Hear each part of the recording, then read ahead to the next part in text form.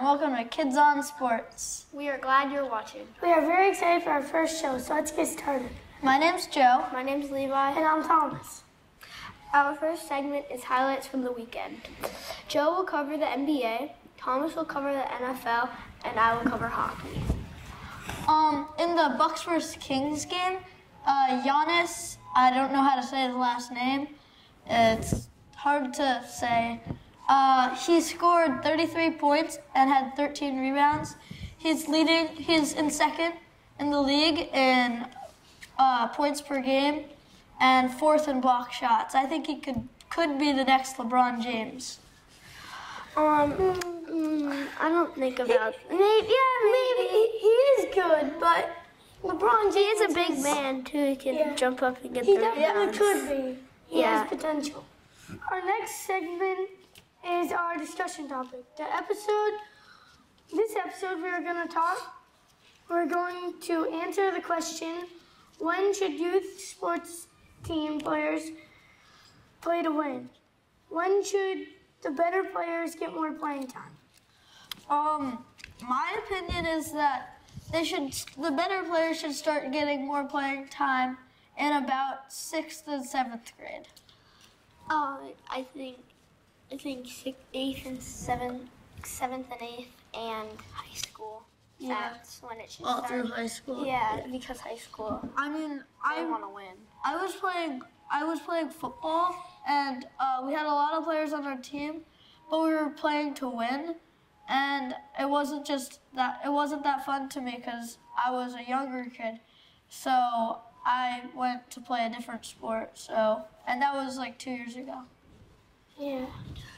I think not like when you're that young, maybe like 7th or 8th when like it really gets like Competitive. Yeah. And I mean, now in football you do earn trophies, but like you don't get to keep them. It's just like you get to keep them for the off season, then you give it back. So like around 7th and 8th, because that's when. Yeah, I read something that said that somewhere, like a lot of places in the United States, they start cutting people from teams when they're only 9 years old.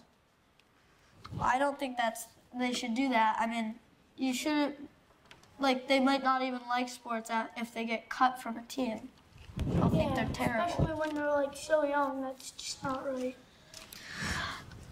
So, I mean, the older, in 7th grade, you can understand, okay, I'm not the best player. He wants his best player so he can win the trophy. Yeah. In 7th grade, you're going to start getting more competitive, so you're going to want to win, so you'll understand. Now it's try to win, but mostly have fun. Yeah. I'm going to be talking about for football is the New York Giants and the Oakland Raiders. So let's start off with Marshawn Lynch breaking a huge run for a 51-yard touchdown. 2 amazing receptions by Evan Ingram set up a 1-yard touchdown run. Then on 3rd and 5, Geno Smith had it and then got strip sacked, which was then picked up by Navarro Bowman, and then that's the Raiders' ball. A huge 18-yard reception by Seth Roberts, and then on a 1st and 15, which would lead them to a 39-yard field goal to make the score Oakland Raiders 10, New York Giants 7. 3 and out for the Raiders. 4-yard line. Khalil Mack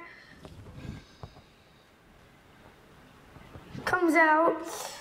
Geno Smith hikes it from the Raiders 4. Khalil Mack comes around the edge and takes it right out of his hands. And then that's the Raiders' ball again. Then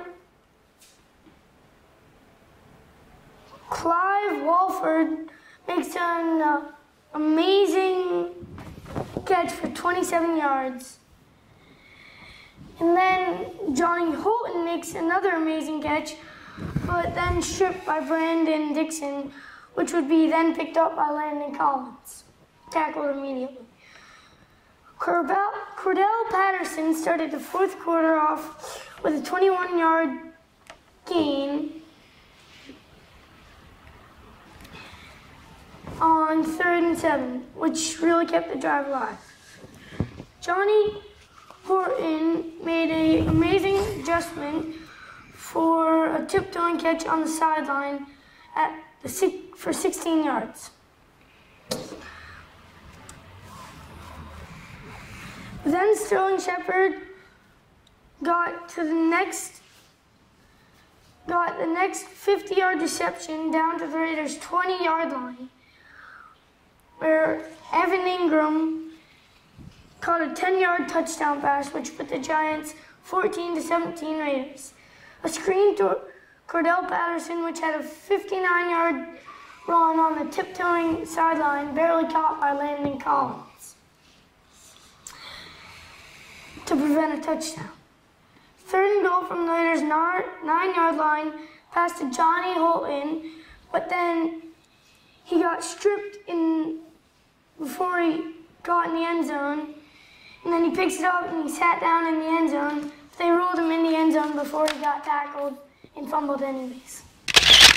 Now it's time for a random sports thing. Let's start off with Thomas. Okay.